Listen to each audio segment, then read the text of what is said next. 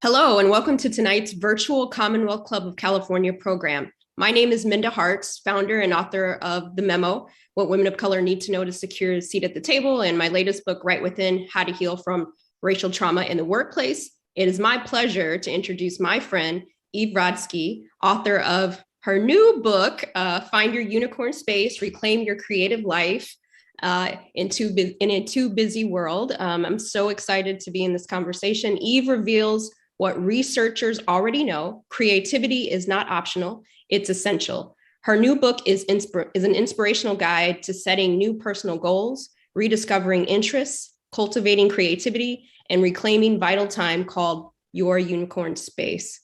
We'll be discussing a lot in the next hour, and I want to ask Eve your questions. If you're watching along with us, please put your questions in the text chat on YouTube, and we'll be getting to them later in the program.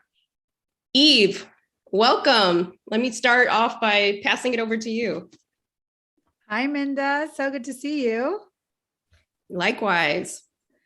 And so are we ready to dig in? Yeah, I think we're ready to dig in. I just wanted to say thank you to the Commonwealth Club. I got to do one of my very first book talks in person there. And it was just such a welcoming family. The membership is so curious and really, really smart. So I'm sure we'll get hopefully some good questions. And thank you for watching. Awesome. And I hope everybody has their copy. I love it. I love it. Anytime someone asks me, Eve, what I'm reading, I'd say, this is what I'm reading. Okay. This is what I'm reading. So let's get into it. What exactly is a unicorn space, and how did you come up with the idea to write a book about it? Well, I think two things. First, I'll answer the more straightforward question, what a unicorn space is. It's a space for active pursuits that make us come alive, Minda. And for too long in sort of this capitalist patriarchal society, we've been taught that rest, focusing on ourselves, doing things just for fun, being creative are things that children do, or they're dismissed. And what the research shows is that creativity is really associated with daily flourishing. In a time where Adam Grant told us that the most common word of 2021 was languishing, this book is really trying to find the antidote to that. I think that's the easier question. The harder question is why I chose to write it. I'll just give you the minute-long version of that, but it really started with children, Minda, for me. It was the erasure I felt after Zach was born. From the second he was given to me in the hospital, Minda, I lost my name. It was, hi, Mom. How are you feeling, Mom?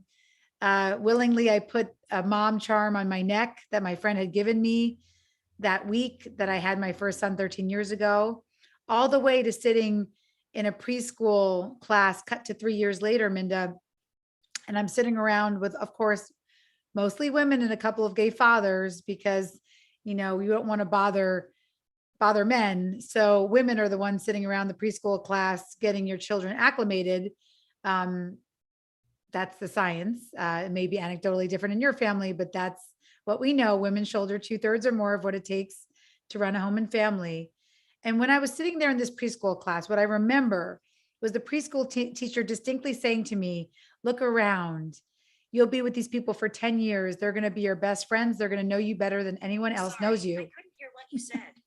That was Siri chiming in. And when this preschool teacher said that, I remember thinking, these are going to be the people that know me better than anybody else in the world knows me. My name tag said Zach's mother. And I kept thinking, they don't even know my fucking name.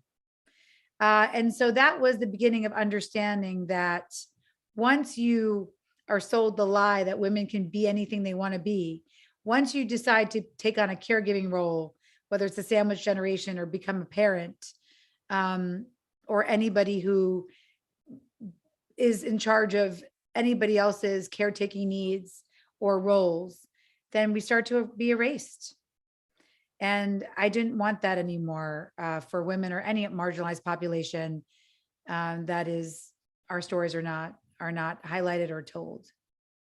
Yeah, thank you for your vulnerability in talking about that, because I'm sure many of those people watching us or listening in will also have felt that erasure, right? And when you were talking about Zach's mom, I was like, oh, that's I'm like, what happened to people still being who they are, right? And you touched on it a little bit, but I'd love to dig in just a little bit more here, Eve, is what does it mean to be more than your roles? So yes, you are a mom, right? You sit at various intersections, but there's so much more. Well, I think the interesting thing, Minda, is, when you talk to women, and maybe not, all women will relate to me, but I know I certainly relate to all women, because at some point in our lives, all women on this planet will have been defined by their roles in some way. And what happens in that situation when you start losing your identity in your functional roles is that you actually lose your agency and your decision-making power.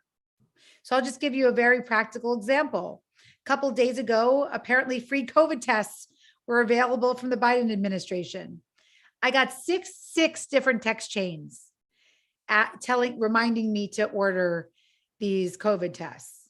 I asked Seth at the end of the day, how many text chains did you receive asking you to order these free COVID tests? He didn't even know what I was talking about. And then I started to text everybody back in these chains. They were all carpool chains and a political chain of women that consider themselves, very woke feminists. But I kept saying, are men getting these chains? Did you make a decision about how to use your hour, or did the hour get decided for you because this text came in and you're expected to be the one to order those COVID tests? How is your day pre-planned for you because of the school day? Do you have to log off work at 3 or get a more flexible job because of institutions like our schools, or because your partner expects you to do more unpaid labor?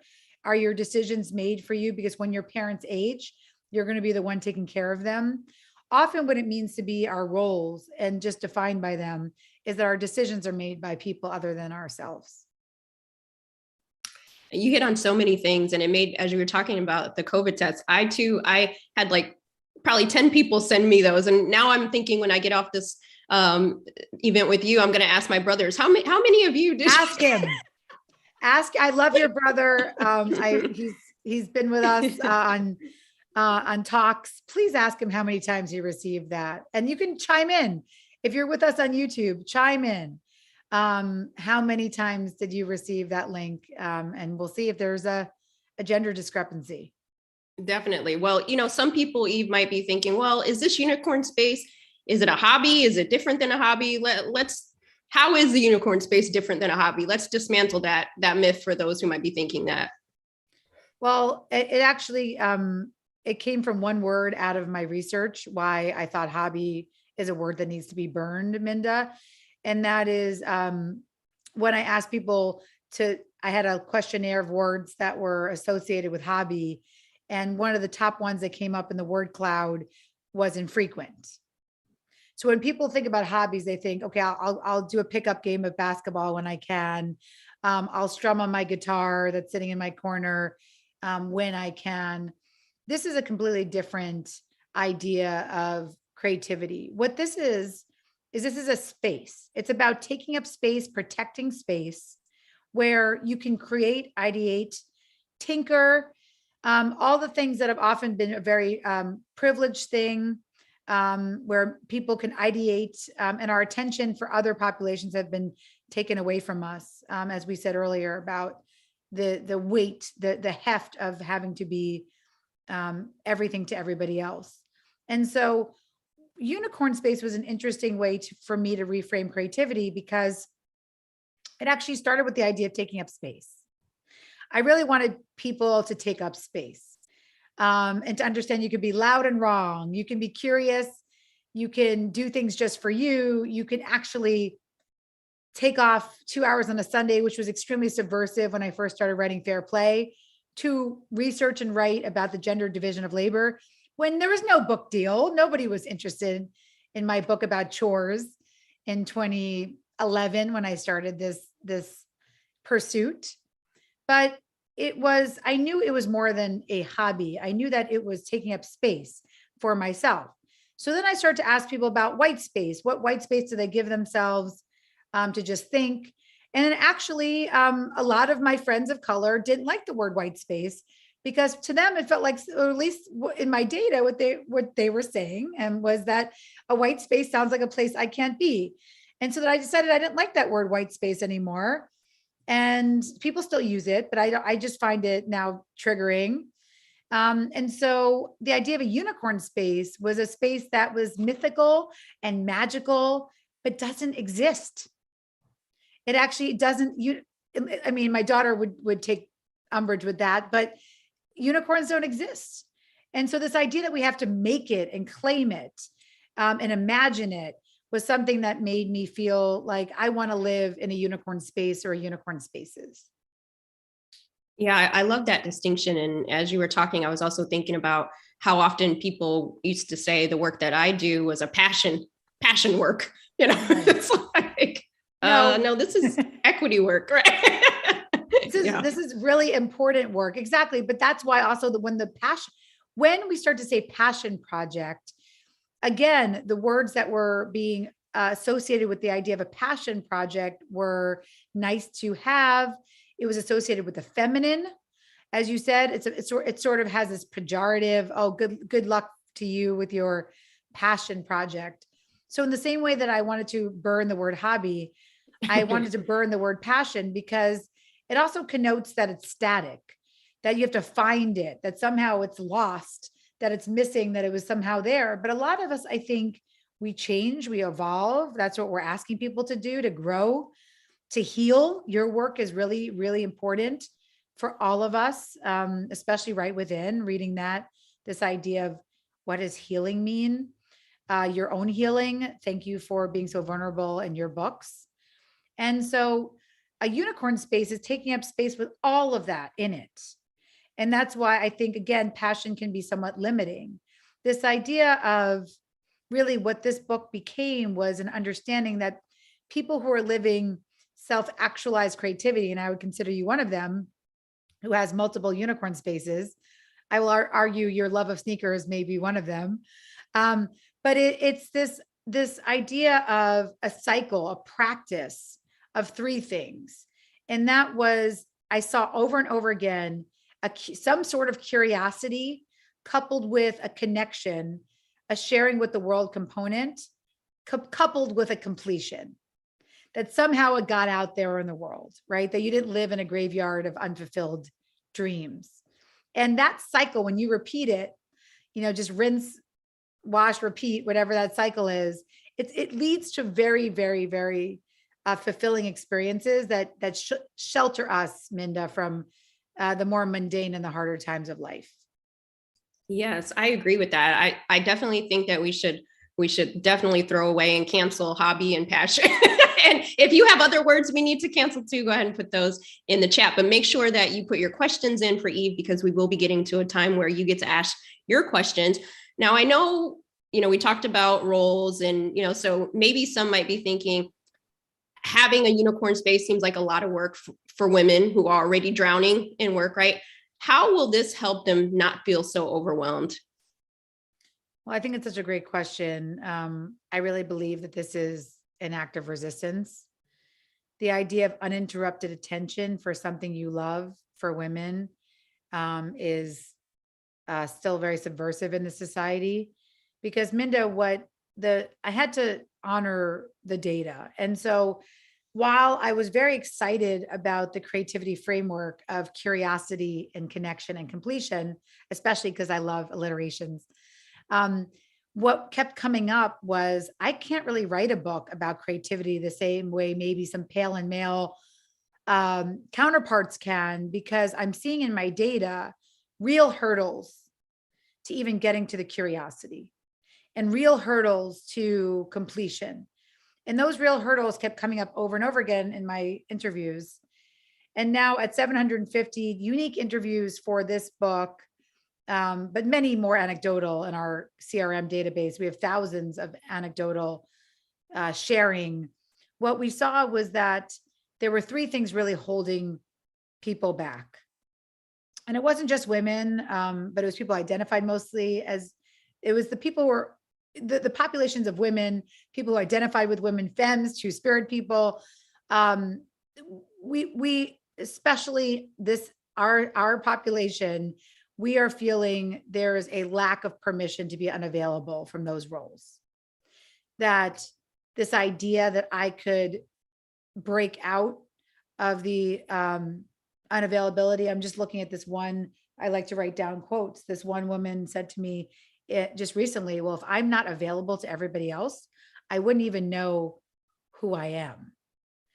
Availability, especially for women, becomes part of our actual core identity, learned identity. So unlearning that is really hard. The second big hurdle were people saying to me, yes, I believe I have a permission to be unavailable for my roles. But when I actually sit down to use that permission, Minda, I feel clouds of guilt and shame just washing over me. I know early in my unicorn space journey to Fair Play, writing Fair Play, I would block out 3 to 4, research, read the second shift. I read every single article on the gender division of labor since, the early 1900s. And my heart would pound and I would say, this is stupid. I might as well go pick up Ben. He's just going to sit in daycare for an hour. I might as well go pick up Ben. Like, what am I even doing with this time? So I wouldn't honor my time block in my calendar for my unavailability. And then the third big hurdle that kept coming up over and over again, and why there's 2 chapters in a book about creativity on communication, is this idea that I don't know how to ask for what I need. And especially this came up for women who are not partnered, because this idea that I could set a boundary around my work with my boss, with people who need me, actually was also very subversive. So it didn't always have to be just family obligations. It was that women were feeling unavailable everywhere and everything they did. Yeah, I love that. And again, if you haven't picked up Find Your Unicorn Space, make sure that you do. One of the things I love about, many things I love about this book, Eve, though, is that you don't just say, hey, girl, get your unicorn space. You actually walk us through a process on how to create that. So could you walk us through the process of creating a unicorn space? Well, it's such a great, thank you. And that's such a good, fun question, because there's actually the 2 C's that were the most triggering, and then we'll talk about the middle one that's very fun and interesting. But the curiosity was really triggering, Minda, for a lot of people, because it was this idea that, what do you fun unicorn space, right? That, like, I'll add that to the end of my never ending to-do list. I wouldn't even know what I'm interested in anymore. One woman said to me, I'm an object at rest. It's physics, Eve. Objects in rest stay at rest. Objects in motion stay in motion. But I'm an object at rest. So that was really hard. And then the other thing that was interesting were people who knew what they wanted to do, but were afraid to do it, Minda, because of excellence, of completion. They didn't believe me that completion could just mean uploading a podcast from Zencastr.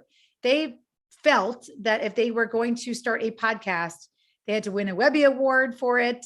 They had to get 1 million downloads and subscriptions, all 5 stars, get the best guests. So this idea of just starting was also very hard for people who are used to having to be excellent and not allowed to hear the messages that we can be loud and wrong in many contexts.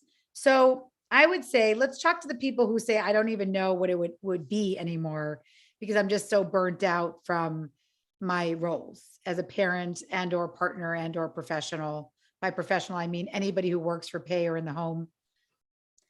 The best thing I could tell you for the people who returned, Minda, to who they were or to who they wanted to be, was coming back to your values. I know that sounds easy. Well, I know what my values are, but actually, I don't mean deeply held values like family values or whatever, how values have been co-opted. I actually mean the values that are driving you and fueling you right now, coming back to those, playing with them, thinking about what your bottom values are now, So for a long time, Minda, a very Jewish value of obligation and duty were that my top values. But then one day I decided I no longer want to be obligated to wipe asses and do dishes anymore. And so I started to replace those obligation and duty with fairness, justice, community. And then from there, you can do many things with it. For me, obviously, I decided to become curious and ultimately wrote a book about the gender division of labor in the home. But it could have gone in many directions. I could have run for office. I could have sat in a nasty women's political knitting collective, as some of my friends have done. It could have looked very different. And I'll ask you, Minda, do you believe your values inform your work? And if you could just off the top of your head, if you could give me a couple of your values or some maybe that you had along the way that maybe you have said no to at this stage of your life. Yeah, absolutely. I love this concept of kind of redefining our narrative, right? And it's okay to change our value systems and beliefs, like giving ourselves permission to do that. But I'd say for me and my work is definitely similar to yours, is justice, right? Mm-hmm. Equity. I can be the only Black woman in the room, Eve, but do I feel like I belong, right? Do I feel like I have a voice? Right. Belonging. Yeah. That's another value. One that I've changed over time, I think, to you, like we think about values, we think family, right? And so I had this really hard, how do I say it? Hard was always say yes if family member asked you something, mm-hmm. right? And I realized that actually I can create space. I can create new values to where I can say what I mean without saying it mean, right? So no, I can't do this right now. But it doesn't mean that I'm a bad person. And I think sometimes when we do change our values, then the shame, the guilt, that we hold on to with that. Yeah, I think, again, especially people who have been taught we have to be available to everybody, I would say, the values of duty, obligation, they may be showing up too strongly for a lot of us. And so thinking about the other obligations, the other values that really are resonating with you, and that also becomes something that was interesting in the data.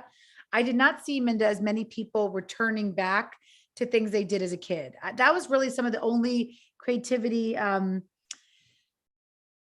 I was seeing out in the market was this idea of like, go back to what you loved to do as a kid. But for me, I had a lot of trauma in my early years, and I was a parental child. So a lot of what I was doing with my free time was, writing checks so that we wouldn't get evicted and posting notices in my mom's hallway before she went to bed, not to remember to call the utilities in the morning. So a return is not always so helpful, I've found, and the research backed that up for me. So it's more interesting to look at, as you said, the notion that we can change, that maybe we do have some deeply held values, but actually examining them for what serves us today and in the near future is actually really, really important. And that's how I would say so many people got curious. They got curious. That's how you start. And as one of my friends said, well, I'm curious about scrolling my friend's Venmo transactions. And I said, well, maybe not that type of curiosity, but curiosity that aligns with your values, whether it's storytelling or beauty. There's just so much out there that we can grab when we start to become curious. So that's my word. I'd like for us all to replace passion and hobby with finding a curiosity. I wonder what would happen if. That's always a really, really good question to start with. I love that. Let's all commit to checking out the C's, right? And seeing what we can do with that. I know we touched a little bit on permission, but something in your book, you talk about the 3 rules of permission. And I think a lot of times, at least in the work I do, I always say, give yourself permission, right? Because sometimes we don't even, what's holding us back can be us just not giving ourselves that space to do that. So we'll start there. What are the 3 rules of permission? Well, I think I like to look at them as self-talk rules, and then how you communicate externally. So the first 2 rules of permission, the rule to allow yourself permission to be unavailable and to burn guilt and shame, are both permissions that we have to give to ourselves through self-talk. I deserve this permission to be unavailable. I deserve sustained attention for things that I love.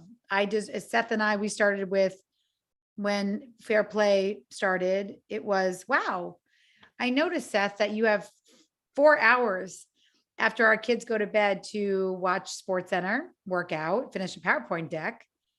But I'm working in service of our home until my head hits the pillow 2 hours after you're already asleep. And that doesn't feel fair to me anymore. I deserve as much time choice over how I use my day as you do. I would like equity in our time choice. I'd like to spend time and choose how I spend my time as much as you choose and spend how you use your time. That was the beginning of how I was able to articulate it.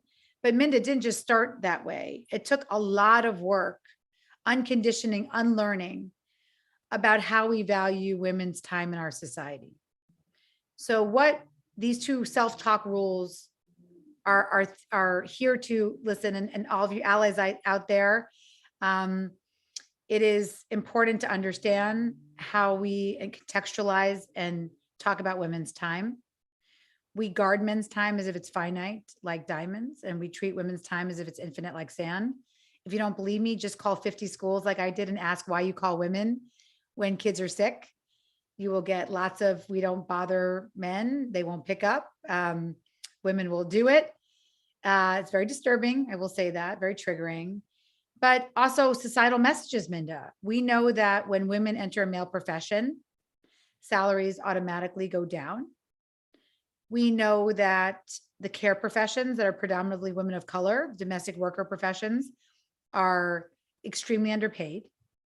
We know that we say things to new mothers like breastfeeding is free. When it's 1,800 hours a year, it's a full-time job. And then what happens to our self-talk is we start filling up our lives with unpaid labor, because we say things to ourselves like, well, I don't deserve the time to be unavailable. I should be here for my kids. It's my role. We say things like we're better multitaskers. Not true at all, neurologically. We say things like, in the time it takes me to tell him, her, they what to do, I should do it myself. That's highly devaluing our time, all of our future time. We say things like, my partner makes more money than me, so my job should be more flexible, or I should be more flexible and available to others. So really, these two, the self-talk rule of the shoulds, the guilt and shame, the unavailability, is all about reclaiming the fact that women's time is diamonds. We just get 24 hours in a day, just like our male counterparts. And the self-talk is that we deserve equal time choice over how we use those hours. I love that self-talk, the stories that we tell ourselves about ourselves, Right. it's so important, so I like reframing that. And for those right now, kind of thinking about, I just don't have the time to figure this out, right? I don't have the time to do this without feeling guilty. What do you say to those folks? Well, okay. So that was the unavailability. That's really permission number one, is this reframing of time. Look, I'm still reframing my time, Minda. This unlearning of what culture has taught us about ourselves is highly triggering, and it's important and deep work. Again, why your work, I think, has resonated so much is a lot of it is unlearning, and then doing something about it. So that's really important. But the guilt and shame is a really interesting one. So now what I do is I keep a candle burning for when I'm unavailable. It reminds me to burn guilt and shame and keep it out of my domain. For me, guilt and shame. Cheers to a candle. Yes, I got mine too. So we're going to just keep burning together. Yes. Burn and keep our space protected.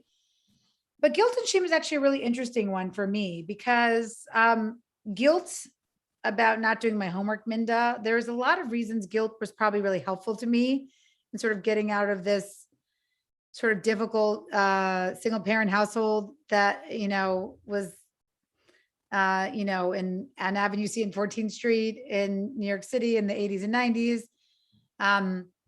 I wanted something bigger than what was happening around me. And so I think guilt really helped me a lot. So what I had to do was, when I was going on book tour, This literally happened. I was going to be away for 5 weeks, and everybody around me said, "Oh my God, you're missing Zach's birthday. 5 weeks? You sure you have to be away for that long?" A lot of guilt and shaming around me, even after my husband and I had come up with an equitable division of labor, and he was going to hold all those cards for that amount of time. I had to take a piece of origami paper that someone had sent my baby daughter, which I found funny, by the way. I'm like, what baby can fold origami, but whatever. So I took one of these beautiful marbled piece of paper. I took a silver Sharpie. Let's see if I even have one here, one of these metallic pens. And I wrote guilt and shame on this piece of paper, this origami piece of paper.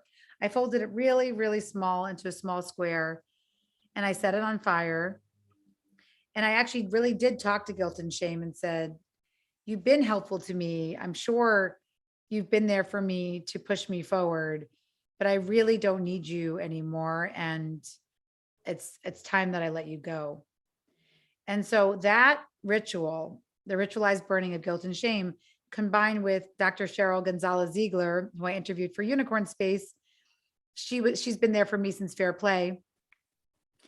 Her reframe that she's forced me to do is, instead of say, "I feel guilty because," you just switch out, "I made that decision because."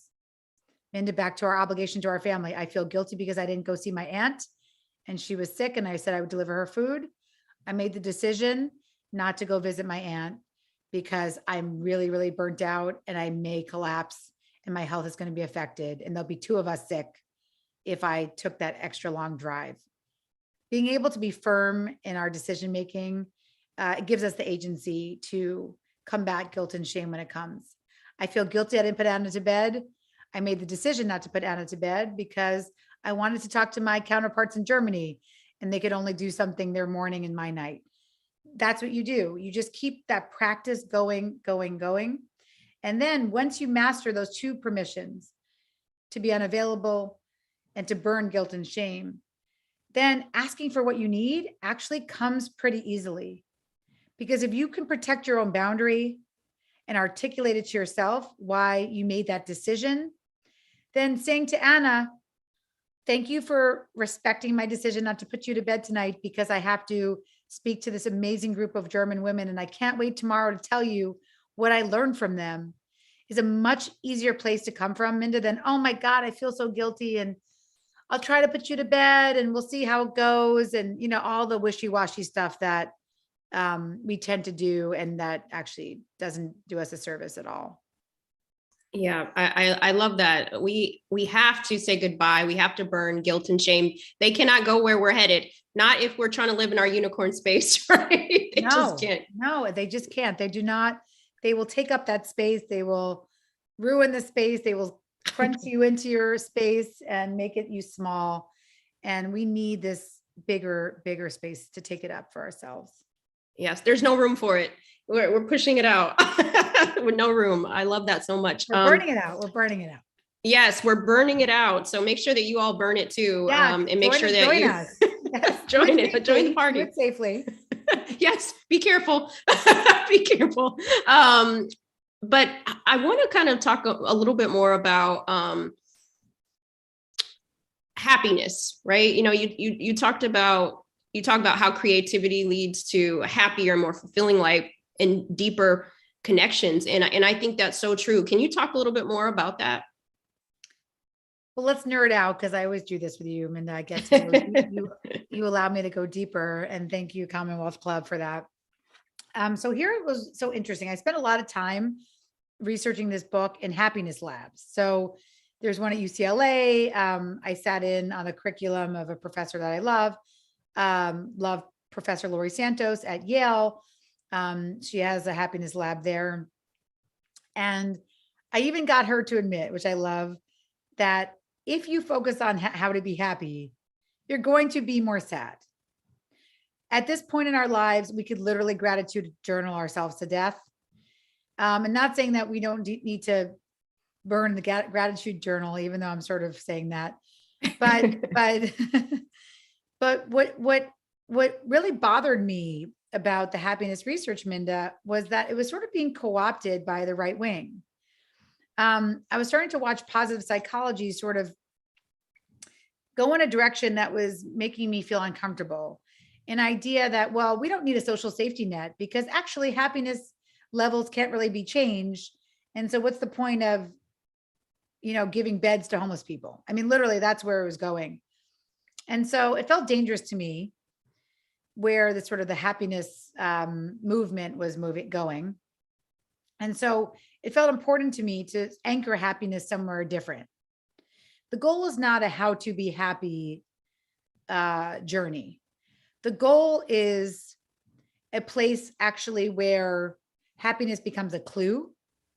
When you're doing something and you say to yourself, I feel happy, it's a clue, just like jealousy is a clue, just like rage is a clue.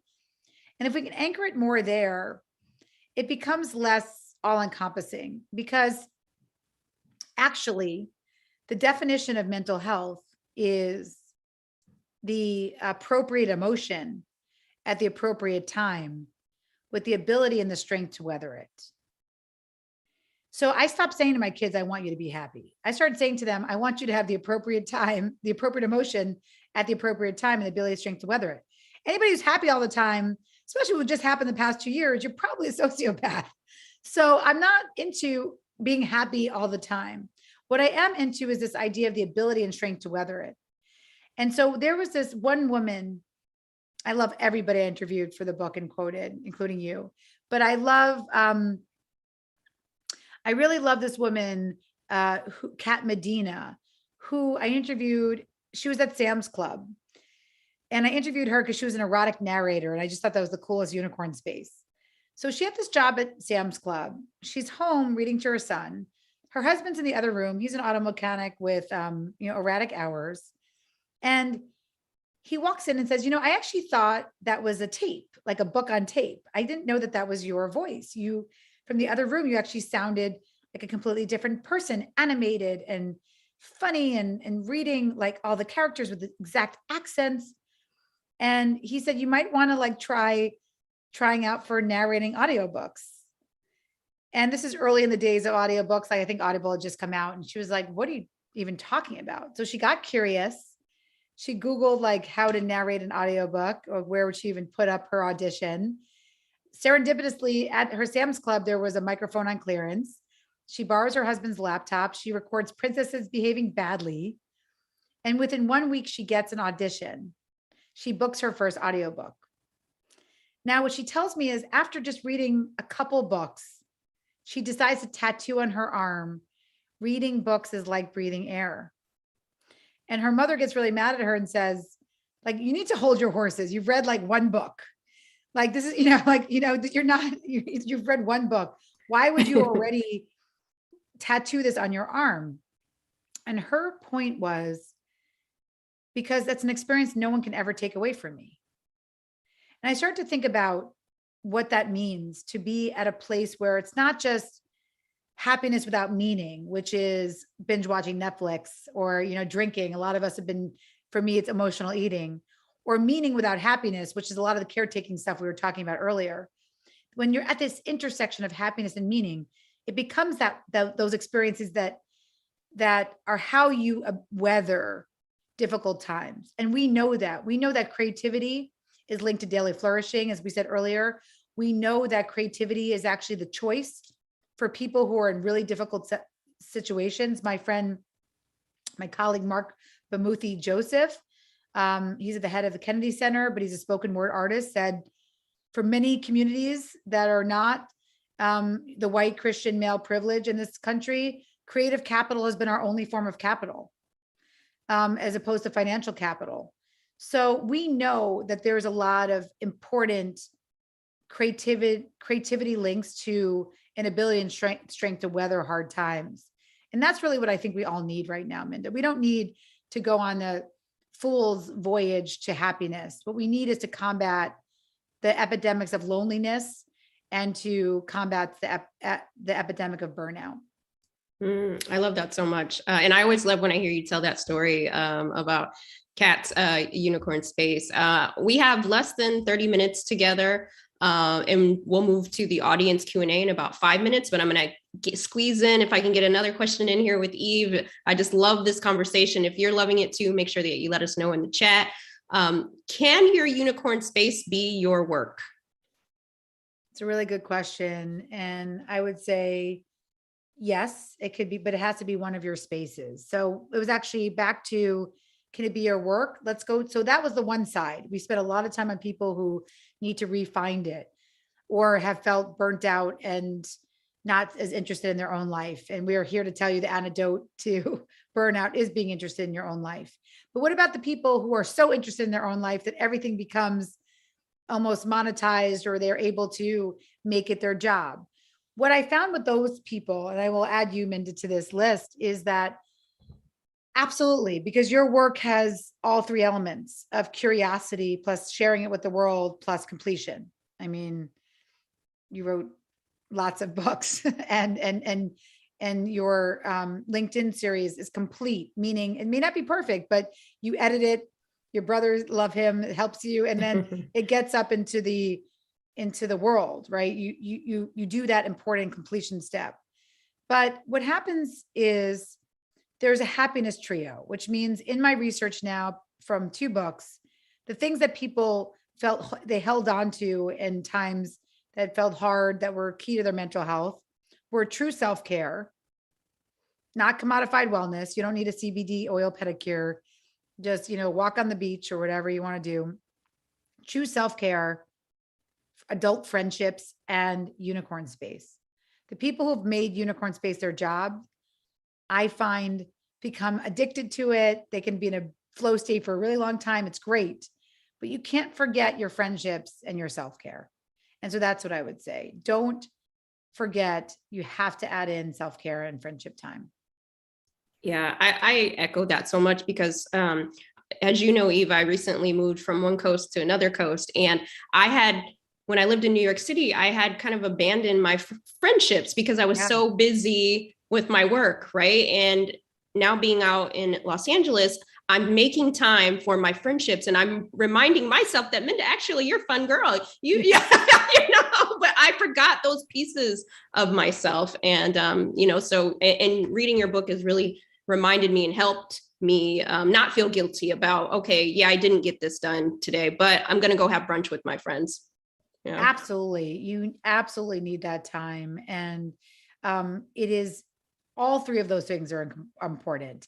It's why, unicorn space is not just a one-off spin class, Minda, because that is self-care. That of course we need that. We should all invest in our, physical health by some version of exercise, even though my Apple Watch said I had 552 steps today. So that would not be me. But I think it's an understanding that the things we could do to really anchor ourselves is to say to ourselves, what are the most important decisions I'm making today? What is the most important thing I will be doing today?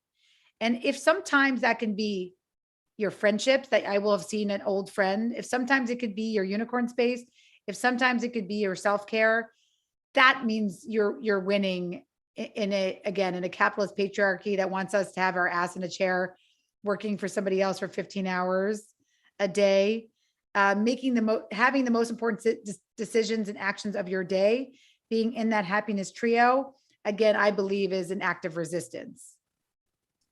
Absolutely. I love that so much. It's to question time, Eve. We have so many questions that have come in from the audience. Thank you for your questions. Keep them coming. We'll try to get to as many as possible. But this one, I think, will be a great way to kick this off. But Eve, what is your unicorn space? Someone wants to know. Well, let's see if I have. I'm like, where is my costume? I was just doing it on. Oh yeah, here we go. I love to dance. I used to want to be a Nick City dancer. So this was the costume that was sent to me in the mail by my advanced beginner jazz hands class. Love it. Little Bob Fosse there. So yes, I would say dance for sure. And of course, the gender division of labor is my unicorn space. My activism is my unicorn space. It allows me the most amazing connections. I got to meet Minda. I mean, the amount of new friends I have who are also on a similar path has made me feel so not alone. So again, Minda, I really respect you and thank you for showing up for me in so many different ways.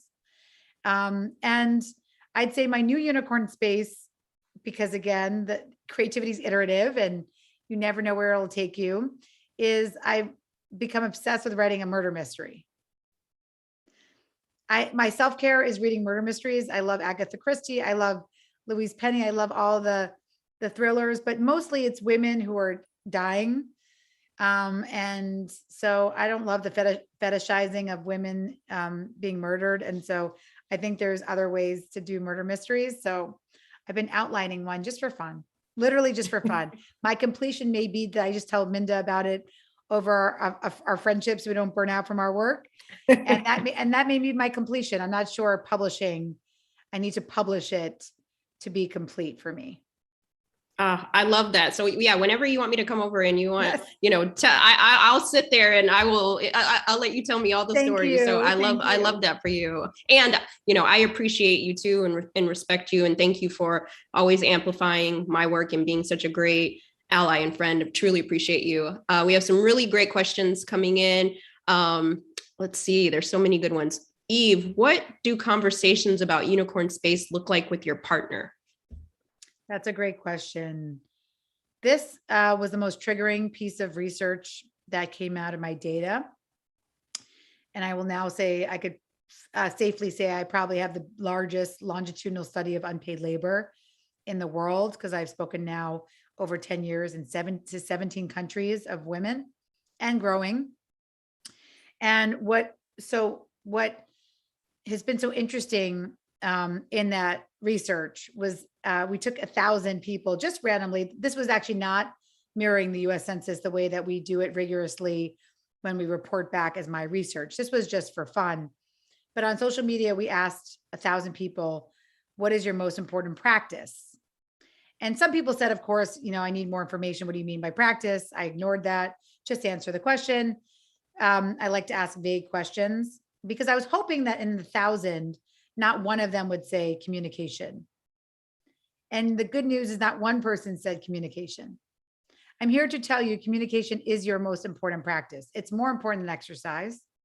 It'll be the most important practice of your life. As we said, it's the key to asking for what you need is the key to unicorn space and living a creative, self-actualized life. But so many of us, the saddest part of my data, I don't know if is saddest even a word, the most sad part of my data was to recognize that in so many partnerships, Minda, the person that's supposed to love you the most resents you the most. And they resent you for being who you want to be. And it doesn't start out that way, but especially after caregiving roles, if things get unbalanced and one person is claiming more leisure time than the other person, we're in this very bizarre scorekeeping tit for tat where people are rolling their eyes if someone signs up for a marathon or taking a dance class or saying, great, you get to have spa days. I have to be with the kids. It becomes this sort of bitter, bitchy way. And I don't mean bitchy just that women are doing it. We're all sort of bitchy and scorekeeping and angry at our partner for when they want to take time for their friends, for their self-care, and for their unicorn space. So we have to break that cycle. We have to break that cycle because it behooves nobody to be in a partnership where the two most common words that were associated with this time, this day and age, and caregiving in a partnership was overwhelmed and bored. And so I could go to Seth and say, hey, do you want to just keep living overwhelmed and bored together? Or do we want to be the people we fell in love with and actually bring our interesting selves into this relationship? We have to, and by the way, the number one thing we have to do to retire that is this bizarre narrative that's come up about intensive togetherness. My son just showed me on TikTok, this woman who was crying because her husband went to Target without her. Go to Target without your partner. You do not have to do everything together. Please go to Target. I don't know where that came from, but it is so strange to me when couples report to me that they are doing everything together. They go to the playground together with their kids. They go to Costco together. It's mind numbing and it's highly, highly inefficient as well. Agreed. I love that. Yes, go alone sometimes. We have another great question here. The COVID-19 pandemic has exacerbated the inequality in unpaid labor, including but not limited to house care and dependent care. What does unicorn space look like in a pandemic, and how is it made more important? Why is it more important in these times? Sorry, it was kind of long, so that's a great question. I appreciate it. Yeah.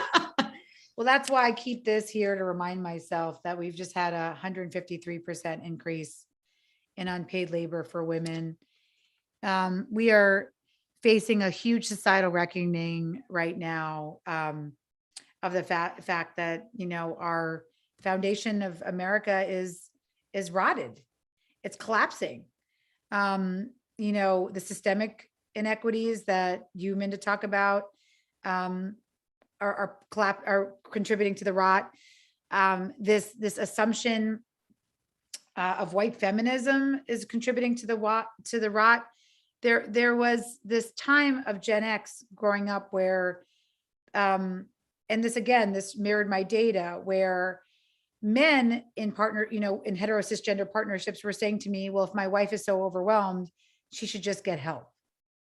Women were then internalizing that narrative and saying, well, for me to rise, I don't need to invite my husband or the man I'm married to in a hetero cisgender partnership into their full power in the home.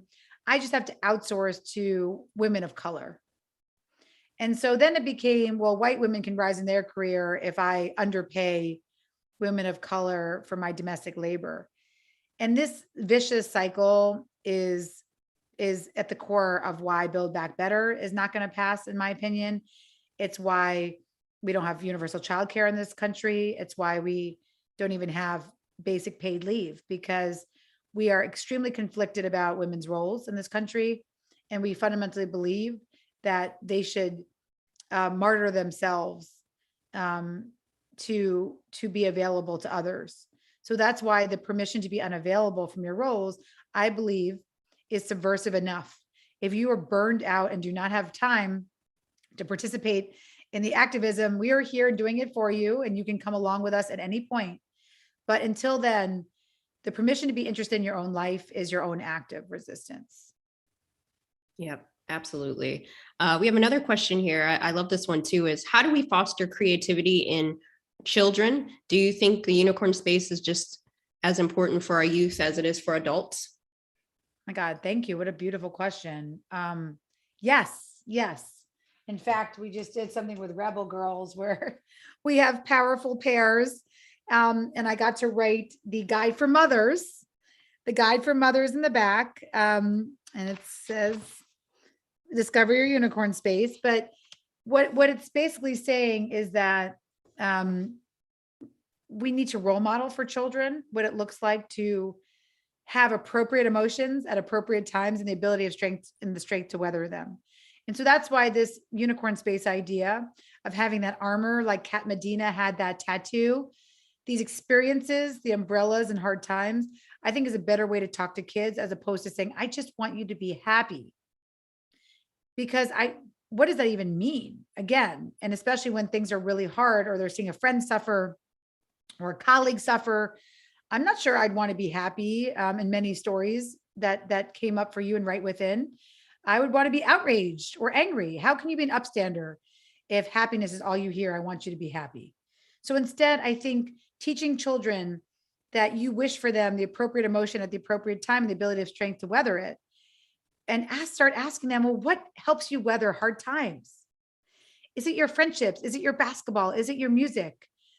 Is it your axe throwing, as one of my friends started taking up? This one man, David, I heard from him on NPR in Texas, Minda. He said that he's returning to bull riding in his 60s. That sounds a little dangerous to me, but I see you, David, and I appreciate you. And so those returns to those things that we loved, or as I said, if you don't have them, like the same way I didn't, understanding your values and what things you could be curious about moving forward, that's your shield. And that is, to me, the most important thing. Also, understanding completion does not have to be perfection for kids is a really big deal. So many kids that I spoke to, teenagers for this book, in family structures, told me that they quit their unicorn space because they weren't as good as X, Y, and Z. Their friend is going to be a professional baseball player. So what was the point? I'm playing on the B team. These are the things I'm hearing that is breaking my heart. We've even taken away, we've already replaced play for kids, Minda, we've taken that P away, play, and we've replaced it with professional. Everything is a way to make money, to commoditize our lives. And again, I think that's a product of late stage capitalism. And so understanding that and breaking that cycle for our kids is going to be really important in their growth. Yeah, that's really, I love that question. I love the answer. I love also the concept of going back to some things. One thing I did, Eve, I went to Target recently. Funny that you bring it up. And I used to really love board games, and it's something that I just hadn't made time to do, right? In years, decades, probably even. And I went to like the toy section, game section, and I bought all the games I used to love, right? Even Operation. And and I love Operation. Yes. So I bought all of these. I love Scrabble, and I'm part of that creativity for me is going back to some of those things that I really loved and putting them back into my life. So, thank you for reminding us to do those things. And you can do that with your friends. Let's do it, Minda. Yep. When Omicron just plummets, hopefully soon, let's just do let's go to lunch and let's bring Scrabble and we'll just play for 30 minutes, see how far we get. You will definitely beat me. I'm a terrible speller. And I like to speak in short words and curses. So you'll win, but we'll have fun. We'll have our own rules to Scrabble. Okay. So, I love that. So we just have a little bit of time left, but I'm going to squeeze in another question here. There's so many great questions. Let's see. Eve, what do you say to someone who thinks I know we kind of talked about it a little, but maybe you could expound on it more for people who say they don't have time to be creative? Well, I think there's a few things. One, again, the number one thing that allowed me to bring Unicorn Space back in my life. I love Laurie Santos, that professor in the Happiness Lab. She has this great quote that says, really, the best thing you can do for your health is make your leisure time nutritious. And so breaking up with my phone was a really important thing for me to do, to write. Understanding that my weapon is attention, and things that took my attention away were really not serving me as well. And so this idea of being able to take down the amount of time I was spending on social media or things that were not nutritious leisure time, whether it be like binge watching television, doom scrolling Twitter, those, once you realize how much time we are spending on things that have happiness without meaning, hedonic well-being, even the return, the 5-10 minute return, or even the once a week return to, as we said, asking ourselves, what's the most important thing I will do today, and committing to make it outside of your roles, that will center you into some of this more nutritious leisure time. But what I would say is just start, whatever it is, 5 minutes a day. If you're curious about Scrabble, maybe just buy Scrabble. Maybe you'll end up creating Wordle, like that man did for his girlfriend. You have no idea where your curiosity will take you. So that's what I would say. I would say start small bites of curiosities can lead to a nutritious meal. Nice. Great mic drop on that. So last question from me. It is a tradition to ask our speakers the following question. What is your 60-second idea to change the world? That's such a good one. So my 60-second idea to change the world is I fundamentally believe that unpaid labor needs to be in the United States gross domestic product. And we've been having a lot of conversations about different measures of happiness, productivity, because GDP is extremely limiting. However, while we still use that extremely limiting marker of growth in our country, unpaid labor has to be in there. And it's actually really pretty easy to do. Since we have great time use data, we can do it. It's just about the will to recognize that all the things we do, cooking meals, raising children, going to Target, all the things that we do for the people around us, helping people die, are not only our humanity, but they are actual productive labor that people would have to do for money if women didn't do them for free. Yes, and that will change the world, Eve. So thank you for that. Our thanks to Eve Rodsky, author of Find Your Unicorn Space, Reclaim Your Creative Life in a Too Busy World. We encourage you to pick up your copy of Eve's new book at your local bookstore.